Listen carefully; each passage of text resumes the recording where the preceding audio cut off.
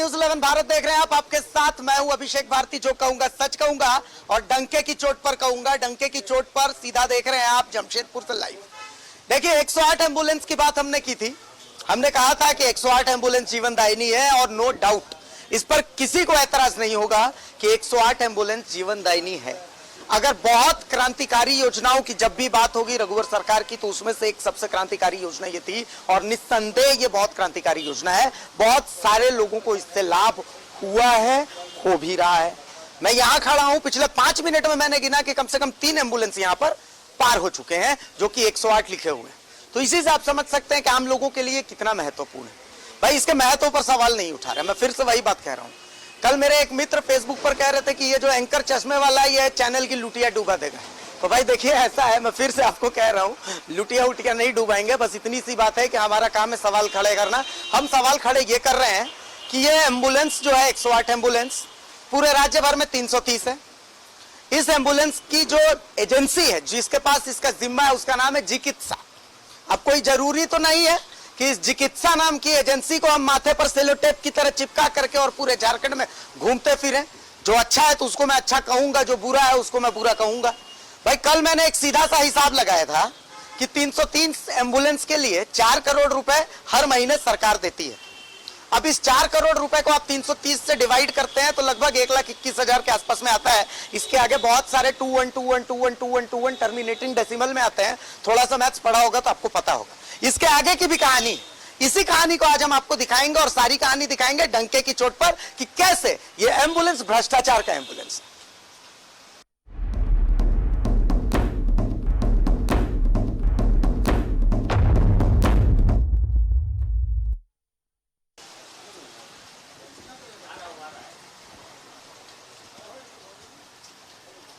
तो सबसे पहले देखिए इसे समझना पड़ेगा कि कुछ नियम होता है, कुछ कानून होता है, कुछ कायदे होते हैं। कहने का मतलब आसान सी भाषा में कहते हैं कि देखिए बाबूजी का राज किसी का भी नहीं है। अगर आम लोगों की भाषा में इसे समझे तो अब आप सोच रहे होंगे कि भाई ये ओछी भाषा में क्यों इस्तेमाल कर रहा हूं। तो जो हो रहा है वो बहुत ओछा हो रहा है। हो क्या रहा है भाई, देखिए एक संस्था है ACMO। इस ACMO ने रांची के 10 108 एम्बुलेंस को चेक किया और जब चेक किया तो पता किया कि भैया देखिए इसके अंदर कोई मेडिकल सपोर्ट काम ही नहीं कर रहा था, भट्ठा बैठा हुआ था। तो फिर से मैं वही बात कह रहा हूं कि मेरे पीछे आप जो कार वार देख रहे हैं, ऑटो देख रहे हैं, मरीज तो ये भी ढो सकते हैं। अगर सिर्फ ढोने की बात है तो सिर्फ मरीज ढोना थोड़ी है। अगर गढ़वा से रांची के लिए मरीज लेके आना है, अगर चाईबासा से जमशेदपुर के लिए मरीज लेकर के आना है और उसको अगर ऑक्सीजन देना है तो एम्बुलेंस इसी काम में आएगी ना। उसको मेडिकल सपोर्ट, उसके अंदर मॉनिटर, भाई हार्ट भी ठीक काम कर रहा है, BP नॉर्मल है कि नहीं है, सांसें ठीक से चल रही है कि नहीं चल रही है, सांस लेने में दिक्कत है तो ऑक्सीजन लगाया जाएगा कि नहीं लगाया जाएगा। तो इन सब के लिए इस एम्बुलेंस का जिम्मा दिया गया सरकार की तरफ से एक कंपनी को। इस संस्था का नाम है चिकित्सा। सरकार ने यह कहा कि भैया हर महीने हम आपको 4 करोड़ रुपए देंगे, 330 एम्बुलेंस आप संभालिए। अब 4 करोड़ रुपए में कितने जीरो होते हैं, मैंने कल भी सवाल उठाया था। देखिए अभी भी मुझे ध्यान नहीं है कि इसमें कितने जीरो होते हैं। मेरी इतने रुपए मैंने देखे ही नहीं है तो भैया कहां से होगा। तो भाई नियम यह कहता है कि एक टेंडर होना चाहिए था। टेंडर के आधार पर कई कंपनियां आती, वो बोलती कि भाई मैं इतने में काम ऐसा मैनेज करूंगा, मैं वैसा मैनेज करूंगा। सब लंबी लंबी देते, जो सबसे अच्छी लंबी सी दे देता उसको टेंडर मिल जाता। ऐसा नियम है जो मैं कह रहा हूं, लेकिन हुआ नहीं। हुआ ये कि बाबूजी का राज था, किसी ने नॉमिनेट कर दिया कि ना ये कंपनी बहुत सुंदर है, इसके मालिक का चेहरा फर्स्ट क्लास है, इसी कंपनी को टेंडर दे दिया जाए। तो चिकित्सा जो है उसको लगा कि भैया चिकित्सा जो कंपनी है उसके जो मालिक होंगे या जो प्रतिनिधि होंगे बड़े खूबसूरत होंगे, सरकार को चेहरा पसंद आ गया, उसको टेंडर दे दिया गया। खैर चलिए, अब स्थिति यह है कि भैया एम्बुलेंस की हालत खराब है। सबसे पहले आप समझिए एक रिपोर्ट के जरिए कि ये खेला क्या है। आसान भाषा में न्यूज़ 11 भारत आपको ये समझाता है। भाई जो रिपोर्ट हमने इतनी मेहनत से तैयार की, एक बार वो रिपोर्ट दिखाइए। किसकी सह पर चल रहा है भ्रष्टाचार का एम्बुलेंस? जरूरी सेवाओं का क्यों नहीं निकलता टेंडर?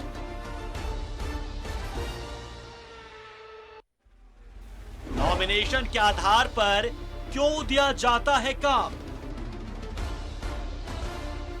चिकित्सा एजेंसी को काम देकर किसे पहुंचा फायदा? न्यूज़ 11 भारत ने 108 एम्बुलेंस का किया रियलिटी टेस्ट।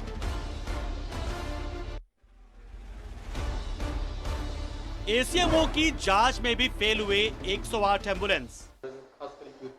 वो एक गवर्नमेंट का एक आया सर्कुलर कि जितने हमारे एम्बुलेंस के 6-7 साल से और पहले से ही काम कर रहे हैं, तो उनका एक बार देखा जाए जांच करके कि वो जितना उसमें सिस्टम लगा हुआ है, ऑक्सीजन की व्यवस्था है, मास्क है, सक्शन मशीन है, या बाकी उनके बेड्स जो हैं, सफाई की व्यवस्था कैसी है, इसको जांच करने के लिए तो मेरे यहाँ डॉक्टर आर.एन. शर्मा जो एसीएमओ मेरे हैं, उनको जिम्मा दिया गया और उन्होंने जांच कर एक रिपोर्ट अपने दी है, जिसको उन्होंने विभाग में भी भेजा है। और आज मैंने जो 108 वाले लोग हैं, वो लोग आए थे, उनसे भी अपनी सारी बातें कही हैं, उनको लेटर भी दिया। जांच के क्रम में ये पता चला कि जो साफ़ सफाई जितनी होनी चाहिए उतनी नहीं हो पाती है उसमें। ऑक्सीजन की व्यवस्था तो है, कुछ मेडिसिन इमरजेंसी में जो रखने हैं उन लोगों को, वो की कमी थी, तो उसकी हम लोगों ने पूर्ति करा दी है, अब वो रख रहे हैं। लेकिन सक्शन मशीन कई एम्बुलेंस में गड़बड़ था, जो काम नहीं कर रहा था। रियलिटी टेस्ट में फेल हो गए 108 एम्बुलेंस। अधिकांश एम्बुलेंस में मेडिकल सपोर्ट नदारद। कई एम्बुलेंस में सिलेंडर है तो ऑक्सीजन गैस नहीं। सक्शन मशीन और मॉनिटर भी नदारद। रघुवर सरकार में हुआ था चिकित्सा एजेंसी से करार। 4 साल में लगभग 200 करोड़ से ज्यादा का भुगतान। राज्य भर में है 330 एम्बुलेंस। हर महीने हो रहा है 4 करोड़ का भुगतान। खटारा एम्बुलेंस पर कौन खा रहा है तरस? मरीजों से ज्यादा कौन कर रहा चिकित्सा की फिक्र? एजेंसी किस किस की भर्ती है जेब? तो देखिए, इस रिपोर्ट के माध्यम से आप समझ चुके हैं कि इसमें का गणित क्या है। आसान भाषा में मैंने आपको यह समझाया है कि भाई इसका गणित होता कैसे है। भाई सिंपल सी चीज है कि इतनी बड़ी जिम्मेदारी अगर आप किसी एजेंसी को दे रहे हैं तो पहले जांचेंगे, परखेंगे। एक सिंपल सा, जब आप घड़ा खरीदते हैं, हालांकि चलिए मानता हूं कि आजकल घड़े की सेल कम हो गई है, लेकिन एक घड़ा भी खरीदते हैं, 5 बार उसको बजाते हैं, उसमें जांच करते हैं आप कि भाई पानी इसमें से चू तो नहीं जाएगा, ये घड़ा बढ़िया से पका हुआ तो है। तो भाई जिस एजेंसी को आप 4 करोड़ रुपए महीना दे रहे हैं और इतनी महत्वपूर्ण जिम्मेदारी दे रहे हैं कि राज्य भर के 330 एम्बुलेंस, 108 एम्बुलेंस को वो एजेंसी मैनेज करेगी, आप क्या सिर्फ उसको नॉमिनेशन के आधार पर और जिम्मा दे देंगे और आपके पास कोई फीडबैक सिस्टम नहीं रहेगा? मैं कहता हूं कि 1 महीने के बाद वो एजेंसी ढंग से अपना काम कर रही है, नहीं कर रही है, ये जांच करने की क्या कोई प्रोसेस आपने तैयार किया था? नहीं किया था। देखिए, एकमो ने जो किया सो किया, 10 रैंडम एम्बुलेंस पकड़े रांची राजधानी में और देखा कि उन 10 के 10 में कोई ना कोई कमी है। किसी में ऑक्सीमीटर नहीं चल रहा है, किसी में ऑक्सीजन सप्लाई नहीं है, किसी का मॉनिटर खराब है। न्यूज 11 भारत भी ऐसे कुछ एम्बुलेंस 108 एम्बुलेंस के पास पहुंचा। हमारे संवाददाता, मेरे सहयोगी सत्यव्रत किरण ने चेक किया, रियलिटी चेक किया कि भाई इन एम्बुलेंस की स्थिति क्या है। आप खुद देखिए, अपनी आंखों से देखिए और उसके बाद आप समझिए कि कितना बड़ा खेला चल रहा है। जबरदस्ती हमारे माथे पर इस चिकित्सा एजेंसी को चिपका दिया जा रहा है सेलो टेप की तरह, ठीक वैसे ही जैसे दीवार फिल्म में अमिताभ बच्चन के हाथों में लिख दिया गया था कि मेरा बाप चोर है। आप देखिए इस रियलिटी चेक के द्वारा किए गए एक इंटरनल रिपोर्ट में यह पाया गया है कि 108 एम्बुलेंस में जो इक्विपमेंट होने चाहिए वो नहीं है, यानी कि बिना मेंटेनेंस के 108 एम्बुलेंस को चलाया जा रहा है। देखिए, यह 108 एम्बुलेंस है जो कि एक मरीज को लेकर रिम्स पहुंचा है। इस एम्बुलेंस में जो भी इंटरनल पार्ट्स होने चाहिए, यानी कि जो जीवन रक्षक मशीनें होनी चाहिए, वो नहीं है। एक मॉनिटर लगा होता है, उस मॉनिटर में जो मरीज होता है उसके स्वास्थ्य संबंधित, यानी कि उसका पल्स, ब्लड प्रेशर इत्यादि डिस्प्ले होता है, लेकिन आपको कहीं इस पूरे एम्बुलेंस में मॉनिटर नहीं दिख रहा होगा। ऑक्सीजन है, लेकिन ऑक्सीजन के अंदर गैस है जी। ऑक्सीजन अभी खत्म सर हो गया।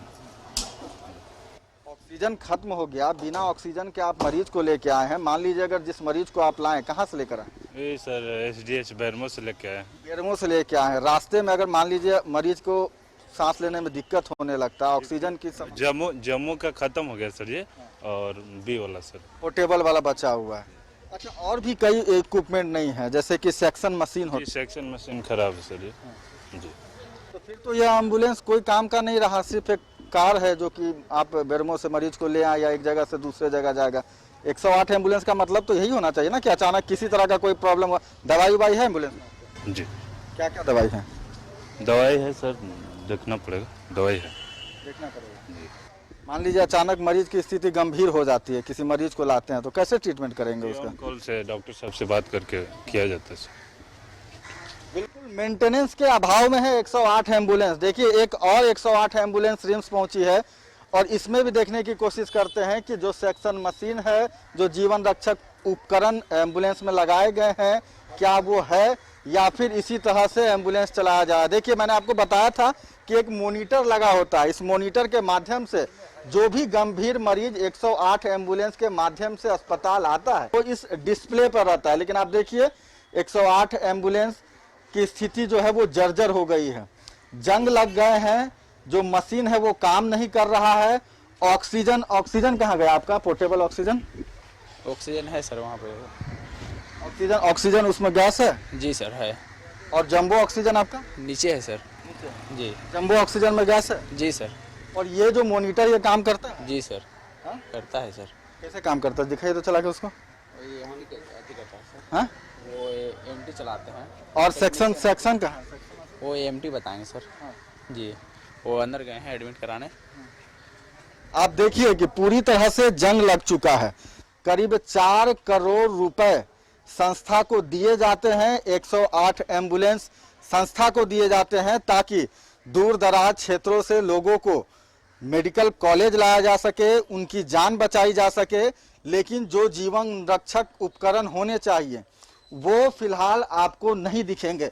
पूरे एम्बुलेंस में जंग लग चुका है। आप देखिए सभी मेंटेनेंस के अभाव में जर्जर होते जा रहे हैं और इस एम्बुलेंस के माध्यम से लोगों की जान कैसे बचेगी वह एक सबसे बड़ी सवाल है। राजा आप ऊपर आइए और क्लोज कर दिखाइए कि देखिए ये वेंटिलेटर मशीन है जो अचानक से अगर मरीज को ऑक्सीजन लेने में दिक्कत होती है तो हाई फ्लो ऑक्सीजन इस मशीन के द्वारा दिया जाता है। मशीन का जो कंडीशन है गंदा हो चुका है, धूल जो है वो जम चुका है, इस पर आधा से ज्यादा इक्विपमेंट में जंग लग गए हैं। मॉनिटर की स्थिति आप खुद देख लीजिए, शायद ही अंदाजा लगाया जा सकता है कि मॉनिटर काम कर रहा होगा या नहीं। जंबो ऑक्सीजन है और पोर्टेबल ऑक्सीजन है। जो एम्बुलेंस कर्मी है उनके अनुसार फिलहाल जो है जो ऑक्सीजन सिलेंडर है उसमें ऑक्सीजन गैस मौजूद है।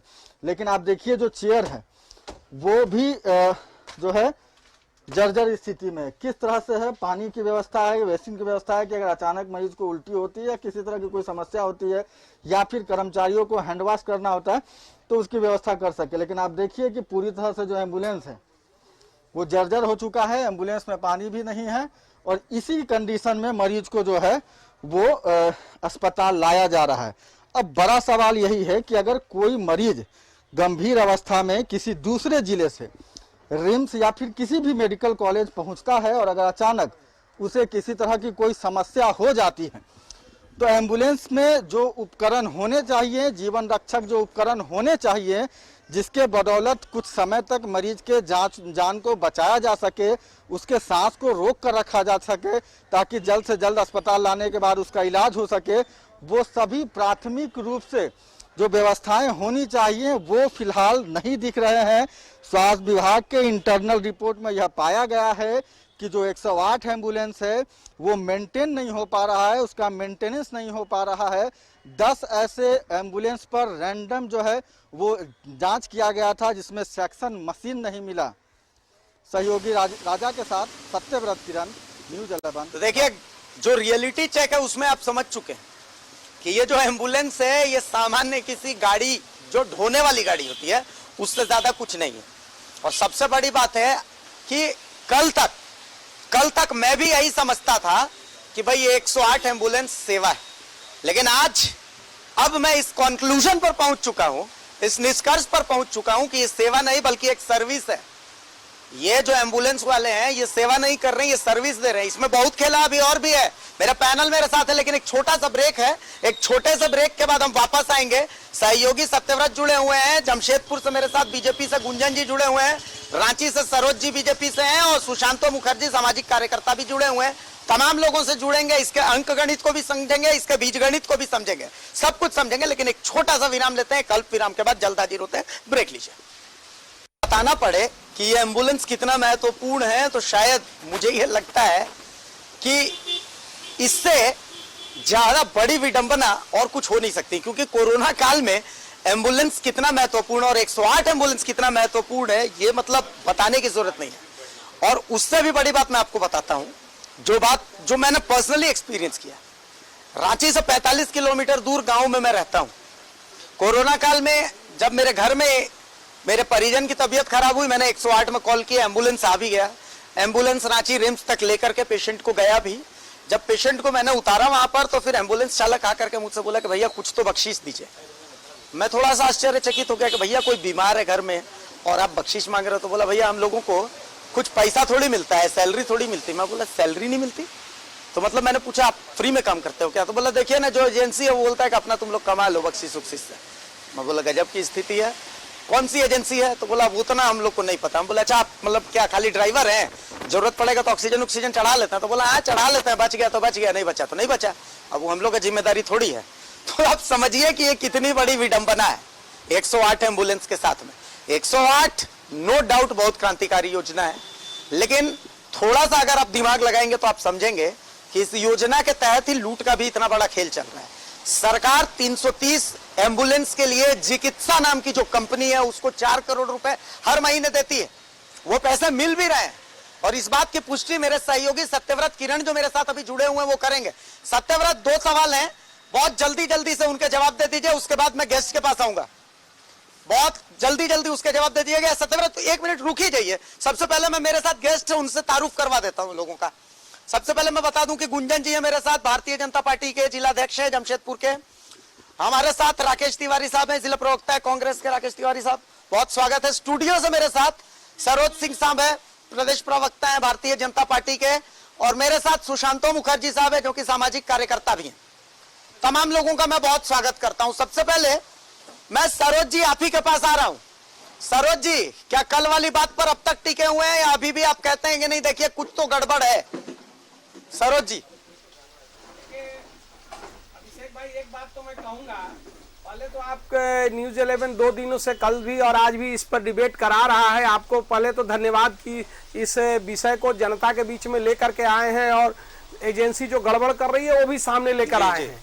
लेकिन एक बात मैं अभिषेक जी ये भी कहूंगा कि ये जो एजेंसी गड़बड़ कर रही है, तो इस एजेंसी तो गड़बड़ कर रही है, लेकिन आप ये गड़बड़ करने वाली एजेंसी को वो के साथ साथ ये जो पूरी सरकारी महकमा बैठा हुआ है जो उसको भुगतान कर रहे हैं 4 करोड़ रुपए, जो हालात हैं और न कुछ काम नहीं कर रहा है, मेडिकल इक्विपमेंट्स काम नहीं कर रहे हैं, उसके बाद भी सरकार भुगतान कर रही है।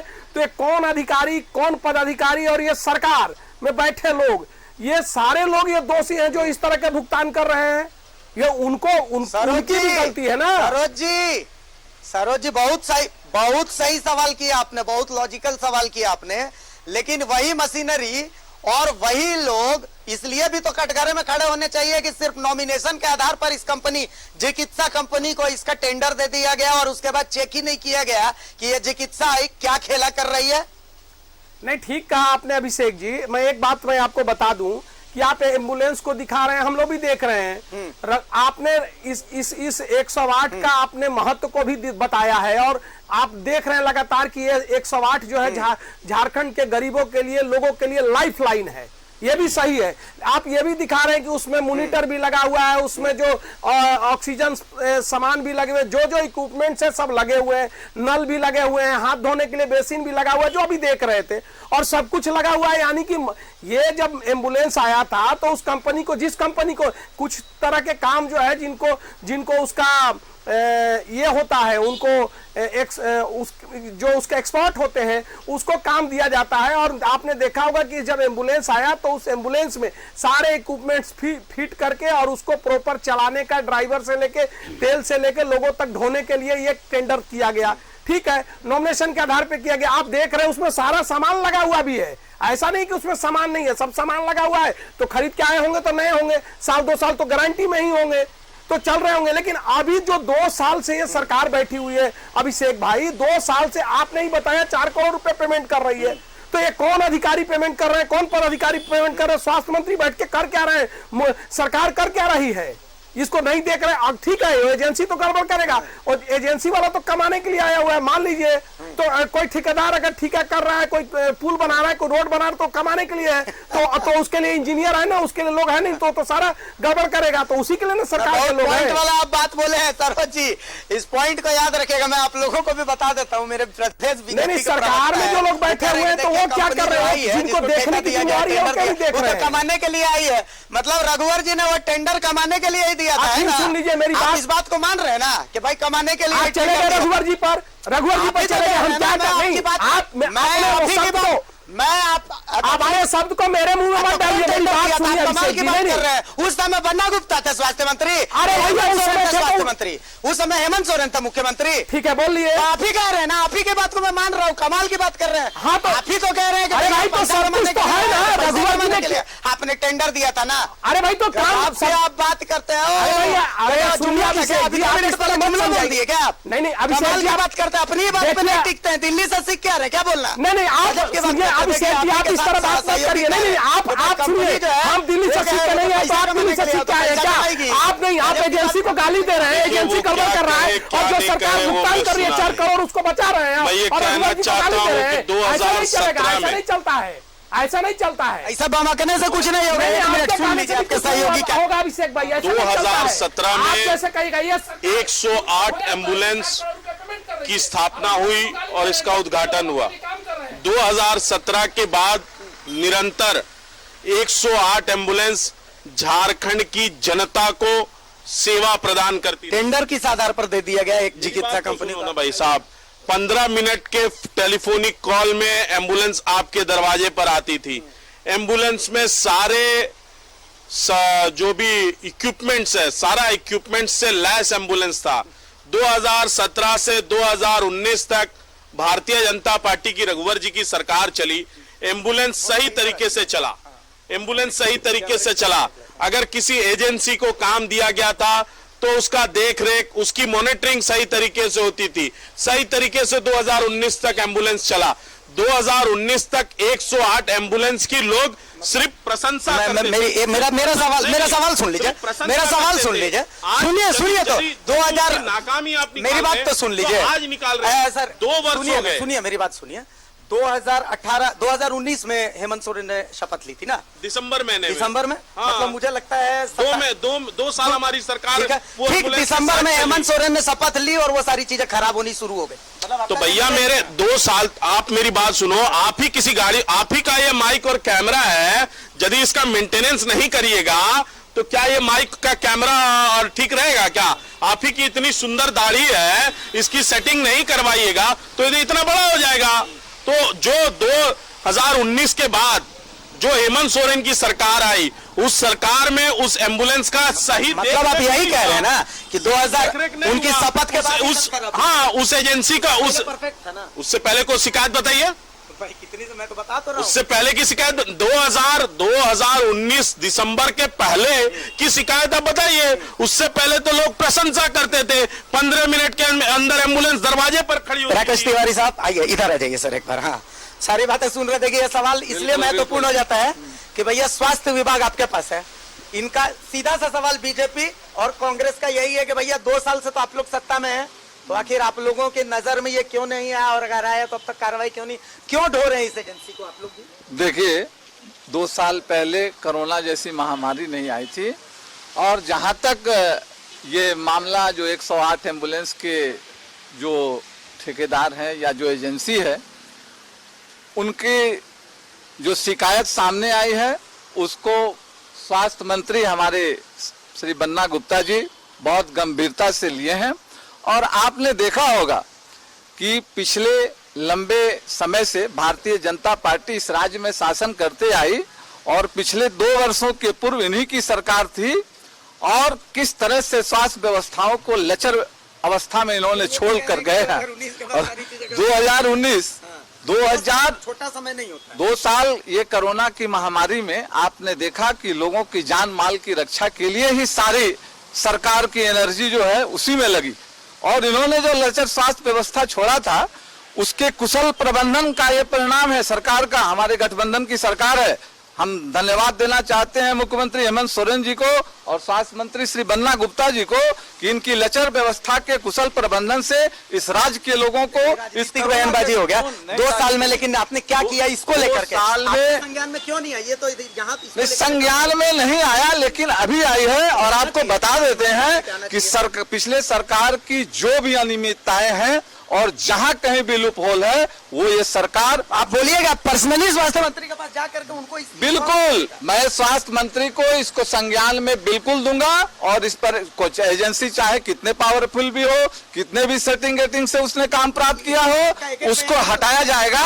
3 करोड़ लोग देख रहे हैं। बिल्कुल, झारखंड के स्वास्थ्य मंत्री भी हमारे बयान को देख रहे हैं और पार्टी के लोग भी देख रहे हैं और राज्य की जनता भी देख रही है। निश्चित रूप से कार्रवाई। स्वास्थ्य मंत्री जी देखिए, अगर आप देख रहे हैं, मैं राकेश तिवारी जी के बयान पर एतबार कर रहा हूँ। स्वास्थ्य सेवाओं मैं एक बार रांची के गेस्ट के पास भी चलूंगा, लेकिन उससे पहले एक छोटे से ब्रेक का वक्त हो रहा है। जी मैं आपके पास आऊंगा, पूरा वक्त मिलेगा सर, बहुत वक्त मिलेगा। और सरोज जी मैं आपके पास भी आऊंगा, सुशांतो दा आपके पास भी आऊंगा और सत्यव्रत के पास भी जाऊंगा। एक छोटा सा ब्रेक जरूर लेंगे हम, लेकिन स्वास्थ्य मंत्री जी अगर आप देख रहे हैं तो देखिए ये इकबाल पर सवाल है कि क्या हम झारखंडियों की मजबूरी है कि ऐसे कंपनी जो पैसा ले रही है लेकिन पैसा दे नहीं रही है, वो पैसा अपनी तिजोरी में डाल रही है और आम झारखंडी बिना ऑक्सीजन के एम्बुलेंस में तड़प तड़प के मर जा रहा है। क्या ये हमारी तकदीर में लिख दिया गया है, या फिर एक ऐसी सरकार है जो सुनेगी, जो समझेगी और एक्शन लेगी? ये आपको तय करना है। एक छोटा सा हम ब्रेक ले रहे हैं, ब्रेक के बाद हम वापस आते हैं। डंके की चोट पर जारी रहेगा। ब्रेक के बाद एक बार फिर आपका स्वागत कर रहा हूं मैं। सवाल वही है, मुझे एक शेर याद आता है कि लंदन के एक हसीन मुदब्बिर ने अपनी कर्रोफर को दिया मोटर खरीद कर, और हम हिंदियों की बदनसीबी देखिए, बाप देता है बेटी को शौहर खरीद कर। तो यही स्थिति है यहाँ पर कि हम झारखंडियों की यह बदनसीबी है कि एक कंपनी है जो कि 4 करोड़ रुपए हर महीने लूट रही है। सबसे बड़ी बात मैं आपको बताऊं कि इन एम्बुलेंस चालकों को पैसे भी नहीं मिल रहे, कोई तनख्वाह भी नहीं मिल रही। अगर यकीन नहीं है तो मेरे साथ सत्यव्रत किरण जुड़े हुए हैं। सत्यव्रत, रियलिटी चेक जो आपने किया वो तो हमने दिखा दिया। सच बात यह है कि झारखंड सरकार की तरफ से क्या हर महीने 4 करोड़ रुपए दिए जा रहे हैं? और अगर 4 करोड़ रुपए दिए जा रहे हैं तो मेरे फेसबुक पेज पर लगातार कमेंट्स आ रहे हैं कि भैया हम जो चालक हैं, जो एम्बुलेंस चलाते हैं, हमें तो कोई पैसा नहीं मिल रहा, हमें तो सैलरी नहीं मिल रही। तो भैया वो पैसा जा कहां रहा है? एम्बुलेंस का अगर मेंटेनेंस भी नहीं हो रहा तो वो पैसा जा कहां रहा है? 4 करोड़ रुपए सुई लगा करके ऐसे खींच लिए जा रहे हैं जैसे खून खींचा जाता है। सत्यव्रत, बहुत कड़वा है ये, बहुत दर्दनाक है ये। देखिए, बिल्कुल सही कहा भारती आपने कि संस्था को हर महीने 4 करोड़ रुपए चाहिए, लेकिन संस्था अपने लोगों का वेतन नहीं दे रहा है। करीब कई ऐसे एम्बुलेंस चालक हैं, एम्बुलेंस कर्मी हैं, टेक्नीशियन हैं जिन्हें करीब 3 महीनों से वेतन नहीं मिला। जबकि अभिषेक जो संस्था है उसका पैसा आज तक सरकार के द्वारा नहीं रोका गया, यानी कि कंटिन्यू पैसा उसे दिया गया। लेकिन जो काम कर रहे लोग हैं, जो झारखंड के लोग हैं, जो अनुभवी हैं, प्रशिक्षित हैं एम्बुलेंस चलाने में और एम्बुलेंस के अंदर जो इक्विपमेंट है उसे उपयोग करने में, उन्हें सैलरी नहीं दिया जा रहा है। वैसे कर्मचारी अभिषेक जो कि कोरोना के महामारी के दौरान 24 घंटे पीपीई किट पहनकर कोरोना के संक्रमित मरीजों को एक जगह से दूसरे जगह जो है वो ले जाया करते थे, रिम्स लाया करते थे। जब सड़कों पर सुनसान हुआ करता था, लॉकडाउन रहा करता था, वैसे में 108 एम्बुलेंस के जो चालक हैं, जो कर्मचारी हैं, वो सड़कों पर दिखा करते थे। लेकिन जो संस्था के, एजेंसी के जो लोग हैं, पदाधिकारी हैं, जो हाकिम हैं, वो एसी कमरे में संक्रमण से बच रहे थे। उस वक्त उनके कर्मचारी काम कर रहे थे, लेकिन संस्था 3 महीने से उनका वेतन नहीं दे रहा है। अभिषेक, समझिए आप। शर्मनाक है ये। इस संस्था ने जो किया है असल में ये अकर्मण्यता है, ये महापाप है। सुशांतो दा, इन तमाम बातों को आप सुन रहे हैं, तमाम मेहमानों को भी आप सुन रहे हैं, आप किस निष्कर्ष पर पहुंचे हैं? ने इसको लिया है, जिस माध्यम से लिया है, ये पहला बात नहीं है। पिछला अगर सरकार में देखा जाए कि आपको राशन दुकान में जो बॉस मशीन होते हैं वो भी उसी तरह से चलते थे। कोई चीज़ भी हमारे यहाँ पर अभी जो नगर निगम में जो आपको जो कचरा उठाते हैं, जो ट्रैकर है चाहे कुछ भी है, वो भी प्राइवेट, उसको भी रेंट दिया जाता है, ठीक है, रेंट पर। इस तरह से अगर सोचिए हमारे जो एम्बुलेंस है, ये 330 एम्बुलेंस जब टेंडर हो रही थी, हमें याद है कि उसके लिए भी हम लोग चैनल में कितने बार बैठे थे उसको निकालने के लिए। वो दूसरे जगह रह गए थे, उसको साइन नहीं हो रहे थे। हमारे हेल्थ मिनिस्टर जो तभी थे, वो हेल्थ मिनिस्टर साइन नहीं कर रहे थे। किस लिए साइन नहीं कर रहे थे, ये तो बात सबके सामने है। उसे बहुत तरीका से निकाला गया, बहुत दिक्कत से निकाला गया, क्योंकि उन्हें डायरेक्ट वो रघुवर जी के पास थे और वो रघुवर जी साइन कर दिए थे।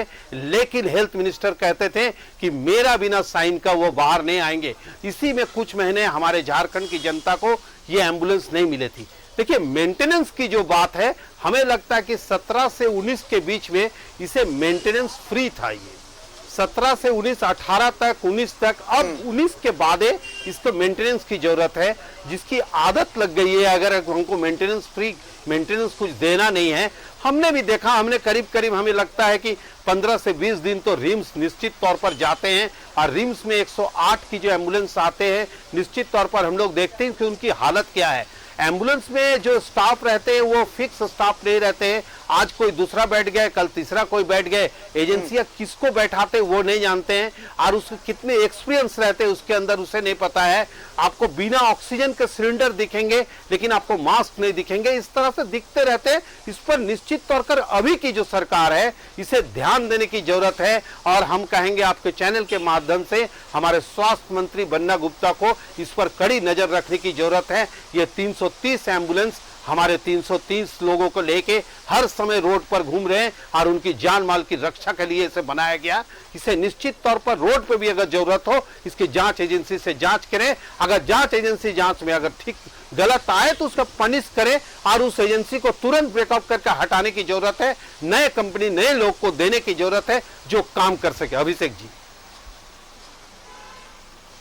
सरोज जी, सहमत है सुशांतोदा की बात से? देखिए अभिषेक जी, हम सबकी बात से सहमत हैं, और सबसे ज्यादा हम आपके बात से सहमत हैं। हम तो आपको हिम्मत के लिए दाद देना चाहते हैं, न्यूज़ 11 को और आपको भी, कि ये सारी चीजों को आप दिखा रहे हैं, और इतना आप दर्द बयान है, आप दर्द बयान कर रहे हैं। और जो आपके दिल में दर्द है, बस केवल नाम आप जिसके प्रति आपका दर्द है और जो ये दर्द दिया है, उसका नाम आप नहीं बोल रहे हैं, उसका नाम आप नहीं बोल रहे हैं, बस इतना ही है। रघुवर जी ने बहुत अच्छा काम किया, ये भी कह रहे हैं, आप भी कह रहे हैं, जनता भी कह रही है, सब लोग कह रहे हैं, लोगों के कल्याण के लिए किया। लेकिन क्या है, क्या सुनना चाहते हैं बताइए तो। और जब ये आज भी जो गड़बड़ी है, तो उसके लिए जिम्मेवार नॉमिनेशन के आधार पे दे दिया। 100 रुपए पेट्रोल भरवा के आया हूं, मोदी जी ने दर्द दिया है, बोलूं? अरे मेरी फिर आप सुन लीजिए पूरी बात, अभिषेक जी सुन लीजिए ना। रघुवर जी ने दिया, रघुवर जी नॉमिनेशन के आधार पे। आज जो सरकार बैठी हुई है, ये इस तरह का कबाड़ा को 4 करोड़ रुपया पेमेंट कर रही है। वो पैसा कहां जा रहा है, क्यों पेमेंट, हेमंत जी क्यों पेमेंट कर रहे हैं, और ये बन्ना गुप्ता पेमेंट क्यों कर रहे हैं, अधिकारी क्यों पेमेंट कर रहे हैं? तो सवाल उठा ही रहा हूँ। नहीं, अच्छा एक बात बताइए, क्या मैं मौजूदा सरकार पर सवाल नहीं उठा रहा हूँ? मैं तो स्वास्थ्य मंत्री को कह रहा हूँ, मैं तो कांग्रेस के मेरे प्रवक्ता जुड़े हुए हैं, मैं तो इनसे सवाल पूछ ही रहा हूँ ना। नाम सही बताइए। ये एजेंसी गड़बड़ कर रहा है, तो एजेंसी को गड़बड़ी करने के लिए कौन छूट दिए हुए अभिषेक जी, उस पर कार्रवाई, उसको वो दोषी है। अभिषेक जी पहले ये बता दें, उस पर बात ही नहीं कर रहे हैं। 2017 एजेंसी को गड़बड़ करने की छूट कौन दिया? तो भैया एजेंसी को गड़बड़ करने की छूट वही दिया होगा ना जिसने एजेंसी को चुना होगा। अब आप बताइए, एजेंसी को चुना किसने है? तो एजेंसी को खत्म कर देना चाहिए ना, कि एजेंसी अगर गड़बड़ है। हमें वही बात आप कह रहे हैं कि भैया एजेंसी, भाई दर्द आपको कौन दिया? तो मैं तो कह रहा हूँ कि मेरे को दर्द वही दे रहा है जो एजेंसी को चुना। नॉमिनेशन के आधार पर बिना टेंडर पर एजेंसी को चुन लिया। मेरा दर्द तो वही, बहुत जोर से दर्द उठा, उसी समय उठा। 2 साल से भुगतान किया गया 100 करोड़ रुपया। हेमंत जी की क्या मजबूरी है, फिर वही बात, बन्ना गुप्ता की क्या भुगतान जो कर रहा है उससे मैं सवाल क्यों करूंगा? मैं तो सवाल उससे करूंगा कि भुगतान के बदले जो रिटर्न नहीं दे रहा है, मैं उसको सवाल कर रहा हूं, तो आपको दर्द हो रहा है। कमाल की बात नहीं कर रहे आप सरोज जी। देखिए, आप दर्द आपका सही है, आपको अप्रिशिएट करते हैं, लेकिन गलत आदमी की ओर इशारा आप कर रहे हैं। एजेंसी की क्या औकात है? अगर सरकार चाह जाए कल सब ठीक हो जाएगा, कल ये सब ठीक करके दे देगा।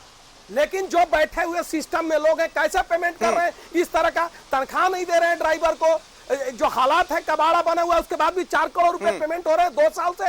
ये सरकार कर क्या रही है? तो यही तो सवाल पूछ रहा हूं मैं, लेकिन आप यही तो सवाल पूछ रहा हूं। आपको इसके लिए बधाई, हम इंगित कर दे रहे हैं इसके लिए। अरे मैं किसी को इंगित नहीं कर रहा सर, आप गलत इसको ले रहे हैं, मैं किसी को इंगित, मैं चाहे पूर्व मुख्यमंत्री ने जब टेंडर करवाया था उस समय लेकर के उनसे सवाल है, मौजूदा मुख्यमंत्री से सवाल है कि भैया ये मौजूद क्यों है।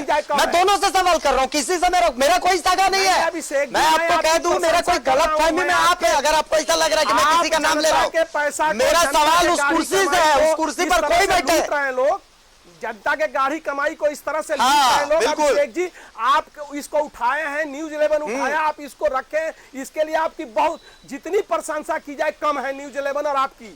लेकिन ये जो लोग गड़बड़ कर रहे हैं ये जनता सब देख रही है और इसको ठीक करना चाहिए सरकार को। और बिल्कुल ये कि आपके 2 दिन ये देखिए सबसे बड़ी बात है सरोज जी, सरकार इसको ठीक करती है कि नहीं? हाँ, ये आपका ओपन चैलेंज है कि सरकार इस पर संज्ञान लेती है कि नहीं लेती है निश्चित ना? रूप से सरकार को ठीक करना चाहिए इस चीज को। अब देखेंगे कि सरकार इसको ठीक करती है कि नहीं। अगर एजेंसी गड़बड़ कर रहा है तो हटाना मेरे मित्र चाहिए। जो बीजेपी के बैठे हुए हैं उनका तो ओपन चैलेंज है, तो वो देखेंगे कि आपने इतना धन्यवाद दे रहे हैं कि आपने ये उठाया है और ओपन चैलेंज कर रहे हैं कि सरकार में हिम्मत है तो कार्रवाई करें। मैं सबसे बड़े पहली बात आपको ये कहना चाहूंगा, मैं ये कहना चाहूंगा कि 2017 में योजना शुरू होती है, 2017 से योजना 2019 तक चलती है, तब तक कोई शिकायतें नहीं आती। यदि शिकायतें आती तो न्यूज 11 उसी समय डिबेट करा लेता। न्यूज 11 डिबेट कब करा रहा? अभी करा रहा। कब करा रहा? जब शिकायतें आई। यदि इस योजना में कोई शिकायतें थी तो मुख्यमंत्री हेमंत सोरेन बनने के बाद रघुवर दास जी के बहुत से योजनाओं को इन्होंने बंद करा दिया। महिलाओं को 1 रुपए में रजिस्ट्री होती थी, बंद करवा दिया। मुख्यमंत्री कृषि आशीर्वाद योजना बंद करा दिया। मुख्यमंत्री गंभीर असाध्य बीमारी योजना बंद करवा दिया। तो इसको क्यों नहीं बंद करवा दिया? अगर आपको मिस्टेक लगा, अगर सरकार को मिस्टेक तो सरकार जांचेगी, तब तो ये सरकार क्या जांचेगी? ये स्वास्थ्य मंत्री क्या जांचेंगे? इनके स्वास्थ्य विभाग का कितना % रुपया खर्च हुआ है वो इनके स्वास्थ्य मंत्री बताएं। आप ही लोगों ने छापा। मैं बहुत आम आदमी हूँ, मैं बहुत आम आदमी हूँ, इतना मतलब इतना गणित नहीं जानता, लेकिन मैं सुनिए आप बताओ। ये जैसे आप सवाल कर रहे हैं तो भाई विपक्ष भी पूछ रहा है कि पीएम केयर्स में कितना खर्च किया है, तो आप बता नहीं रहे। अच्छा, दूसरी चीज ये आप उसी बीजेपी से ताल्लुक रखते हैं, नमाज कक्ष के लिए नाच देते हैं पूरे विधायक, लेकिन ऐसे योजनाओं को बंद करने के लिए फिर सुतल रहते हैं एसी कमरा में। हमारी सरकार सदन से मैं कंफ्यूज हो जाता। बहरहाल एक देखिए, मैं राकेश तिवारी जी के पास भी आऊंगा, मैं सुशांत तोता के पास भी आऊंगा और सत्यव्रत जी से भी समझूंगा। कार में घूम रहे हैं। एक राकेश जी से मैं एक सवाल ले लेता हूं, उसके बाद मैं एक छोटा सा ब्रेक लूंगा। राकेश जी, तमाम चीजें आप सुन रहे हैं, ठीक है? ओपन चैलेंज भी है कि क्या आप लोग कार्रवाई करेंगे कि नहीं करेंगे, मतलब समझ लीजिए इकबाल पर सवाल है। और राकेश जी से पूछ रहा हूँ इनडायरेक्टली, अपनी नाकामियों को छिपाने के लिए और जनता का ध्यान दूसरे तरफ डाइवर्ट करने के लिए इस तरह की अनर्गल बातें आप करते हैं। कार्रवाई होगी ना? बिल्कुल कार्रवाई होगी और जो भी पूर्ववर्ती सरकार की अनियमितताएं हैं उसकी जांच चल रही है और जनता के स्वास्थ्य को लेकर के ये सरकार कोई समझौता करने वाली नहीं है। स्वास्थ्य सेवाओं की जहां तक अनियमितता की बात सामने आई है, मैं आपको विश्वास दिलाता हूं कि निश्चित रूप से सरकार इसको गंभीरता से लेते हुए कार्रवाई करेगी।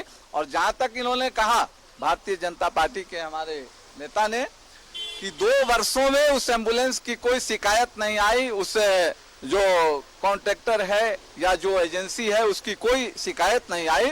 उस 2 वर्षों के दौरान कोरोना जैसी महामारी नहीं आई थी। उन एम्बुलेंसों की उतनी उपयोगिता उन 2 वर्षों में नहीं थी, उनकी उपयोगिता अभी सामने आई है। इसलिए अभी जनता के सामने उनकी ये जो पोल खोलने का आपने काम किया है, हम धन्यवाद आपको देते हैं कि आपने आंख खोलने का काम किया है और सरकार इसको गंभीरता से लेकर के, और हम आपको धन्यवाद इस बात के लिए आगे भी देते हैं कि आप आगे भी इनकी अनियमितताओं को इसी तरह उजागर करें ताकि जनता इनके कार्यकाल को याद करे। वो उजागर करने का जिम्मा हमारे ऊपर। कोरोना पीरियड में इनके स्वास्थ्य मंत्री ने कहा था कि 108 एम्बुलेंस रीढ़ की हड्डी साबित हो रही है, और आज ये कह रहे हैं क्या कोरोना से पहले बीमारी नहीं थी? क्या क्या कोरोना से पहले पेशेंट अस्पताल नहीं जाते थे क्या? यही राजनीति है, यही राजनीति है। राजनीति की बात एक नहीं एक है, एक छोटा सा ब्रेक लेंगे, एक छोटा सा ब्रेक लेंगे, एक छोटा सा ब्रेक लेते हैं। डंके की चोट पर जारी रहेगा, एक छोटा सा ब्रेक लीजिए। डंके की चोट पर जारी है, बहुत महत्वपूर्ण मुद्दा है, ज्यादा बयानबाजी मैं करूंगा नहीं, मैं अपनी तरफ से कुछ नहीं बोलूंगा, वक्त बहुत कम है। मैं सब मेहमानों के पास एक एक बार जाना चाहता हूं। मेहमानों की ये शिकायत है कि भाई हमें वक्त कम मिल रहा है। सबसे पहले मैं सत्यव्रत किरण के पास आ रहा हूं। सत्यव्रत देखिए, 1 मिनट है हमारे पास, जो चीजें आपने देखी आज रियलिटी चेक के दौरान 1 मिनट में बता दीजिए, और सबसे जरूरी चीज ये बता दीजिए कि कहां पर सुधार की गुंजाइश अभी भी है। तो देखिए अभिषेक, रियलिटी चेक में आज जो देखने को मिला कि 108 एम्बुलेंस की जो शुरुआत की गई थी, उसका उद्देश्य वही था कि जो ट्रॉमा के मरीज हैं, यानी कि सड़क दुर्घटना में अगर कोई व्यक्ति घायल हो जाता है, किसी व्यक्ति को है जो कार्डियक अरेस्ट यानी कि अगर दिल का दौरा पड़ता है, गर्भवती महिला जिसका प्रसव होना है, सदर अस्पताल से उसे मेडिकल कॉलेज अगर रेफर किया जाता है, तो वैसे मरीजों को एम्बुलेंस के माध्यम से वो सभी जीवन रक्षक उपकरण मिल सके, वो सभी दवाइयां उपलब्ध हो सके, ताकि मरीज को अस्पताल या फिर सड़क से सदर अस्पताल या फिर सड़क से मेडिकल कॉलेज बेहतर इलाज के लिए लाने के दौरान जो भी कमियां हैं वो पूरी हो सके। सेक्शन मशीन जो जिसकी बात हो रही है, जो 10 एम्बुलेंस का रैंडम चेकिंग किया गया था ACMO के द्वारा, और उसमें जो सेक्शन मशीन नहीं मिला है, उस सेक्शन मशीन की को महत्व को आप समझिए अभिषेक। जो सेक्शन मशीन है वो वैसे ट्रॉमा के मरीजों के लिए ऑक्सीजन का काम करता है। जब कोई व्यक्ति ट्रॉमा की कंडीशन में होता है तो उसके गले में जो है वो कफ जम जाता है, और उस दौरान जो सेक्शन मशीन है उससे वो कफ जो है खत्म होता है और वो सांस ले पाता है, यानी कि ऑक्सीजन की जो दिक्कत है वो नहीं होती है, और उस दौरान उसे जल्द से जल्द मेडिकल कॉलेज ले आया जाता है, जहां पर उसका इलाज ट्रीटमेंट शुरू हो जाता है। लेकिन आप समझिए, आसान शब्दों में सत्यव्रत, आसान शब्दों में इसको ऐसे समझें कि अगर ऐसे कारण से कोई मर जाता है तो दिस इज मर्डर। ये मौत नॉर्मल नहीं है, दिस इज मर्डर। साफ सी बात इतनी है। चलिए, हमारे पास लास्ट कुछ समय है, एक फाइनल कमेंट हमारे साथ मेरे जमशेदपुर के मेरे मित्र यहाँ पर हैं, गुंजन जी, फाइनल कमेंट सर, 1 मिनट है। मैं फाइनल कमेंट ये देना चाहूंगा, यदि सरकार को स्वास्थ्य से इतनी ही हमदर्दी है तो रघुवर जी ने हजारीबाग में मेडिकल कॉलेज खुलवाया, बिल्डिंग बनकर तैयार है, क्यों नहीं उसका उद्घाटन हो रहा? दुमका में मेडिकल कॉलेज खुलवाया, बिल्डिंग बनकर तैयार है, क्यों नहीं उद्घाटन हो रहा? फैकल्टी के अभाव में ये मेडिकल कॉलेज का उद्घाटन नहीं करा पा रहे हैं। इस एजेंसी पर कार्रवाई होनी चाहिए, इस पर अपने। ये एजेंसी यदि दोषी है तो कार्रवाई करे ना। मैं तो यही कह रहा हूं, 2 साल तक इस एजेंसी पर कोई टीका टिप्पणी, कोई शिकवा शिकायत आपने नहीं ला पाया। भैया, सिर्फ एजेंसी बहाल करने से नहीं होता, एजेंसी की देख रेख भी करनी पड़ती है। तो यही तो मैं कह रहा हूं, तो देख रेख 2 साल तक हो रही थी, अभी 2 साल में देख रेख नहीं हो रही है। क्यों नहीं हो रही है? क्योंकि इस सरकार को विकास का पैमाना तय करने के लिए कोरोना का बहाना है और अपने मंत्रियों के उत्थान के लिए कुछ भी नहीं। चलिए, बहुत शुक्रिया आपका, बहुत शुक्रिया आपका। हाँ सर, फाइनल कमेंट 1 मिनट। बिल्कुल फाइनल। जो अनियमितता सामने आई है उस पर मुझे पूरा विश्वास है कि स्वास्थ्य मंत्री और राज्य के मुख्यमंत्री निश्चित रूप से गंभीरता से लेकर के और राज्य की जनता के हित में इस पर कार्रवाई करेंगे, इसकी जांच होगी। और जहां तक इन्होंने एक प्रश्न उठाया कि मेडिकल कॉलेज बनकर तैयार है, उसका उद्घाटन नहीं हो रहा है, तो मैं समझता हूं कि इस 2 वर्षों के कार्यकाल जो हम लोगों के सामने, पूरे देश के सामने, केवल झारखंड राज्य के सामने नहीं, ये कोरोना जैसी महामारी में की लोगों की जान माल की रक्षा में सरकार ने अपनी पूरी ताकत लगा दी, और झारखंड जैसे राज्य में कोरोना के प्रसार को रोकने में पूरी तरह सरकार कामयाब रही। आज राज्य की जनता इस बात की प्रशंसा करती है, स्वास्थ्य मंत्री की, मुख्यमंत्री की, और इनकी जो भी अनियमितताएं हैं उसकी जांच अंदरूनी रूप से चल रही है, निश्चित रूप से उस पर कार्रवाई होगी। बिल्कुल। फाइनल कमेंट ये है कि इनकी सरकार कोरोना में अस्पताल क्या बनवाएगी, अस्पताल को बंद करवाने वाली सरकार है ये। चलिए, बहुत शुक्रिया यहाँ के दोनों मेहमानों का, सरोज जी और सुशांतोदा। सबसे पहले सुशांतोदा, 1 मिनट है हमारे पास, आप भी अपना कमेंट दें, फाइनल कमेंट। देखिए, अभी कोई भी एजेंसी से चला रहे थे, उस पर जांच होनी चाहिए। अगर गलतियां है, ये सरकार की ड्यूटी है कि उस पर जांच करा के उसको पनिश करे। अगर पुराने जो 2 साल की जो बात है, हमें लगता है मेंटेनेंस एम्बुलेंस की उसी से चल रही थी, और चलने के बाद अगर दिक्कतें आई, हमारा फाइनल कमेंट है कि उस पर जांच हो। अगर एजेंसियां गलती की उसे हटा दे, नए एजेंसियां को देने की जरूरत है। जी। चलिए सरोज जी, फाइनल कमेंट आपकी तरफ से, 1 ही मिनट है सर हमारे अरे पास। फाइनल कमेंट्स क्या ही, तो सीधा सीधा इस पर यही सब लोग कहेंगे कि भैया सरसों में भूत हो गया है। सबसे पहले की जो ये एजेंसी है, ये सरकार उसको, या तो इसको जो लाइफ लाइन लोगों के लिए रघुवर जी की सरकार, भाजपा की सरकार ने दी थी, उसको ठीक करे, और एजेंसी अगर काम नहीं कर रही तो बदले।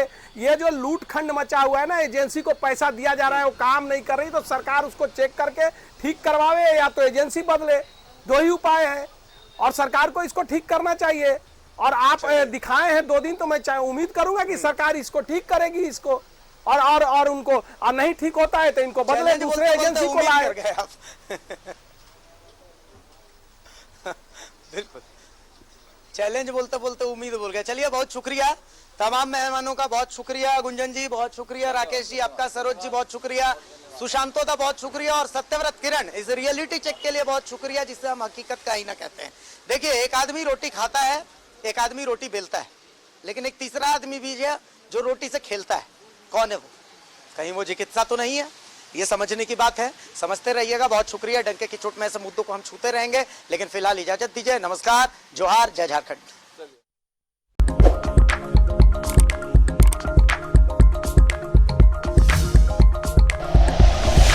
Like and share videos, subscribe करें हमारा चैनल और प्रेस करें बेल आइकॉन। न्यूज़ 11 भारत, सच है तो दिखेगा।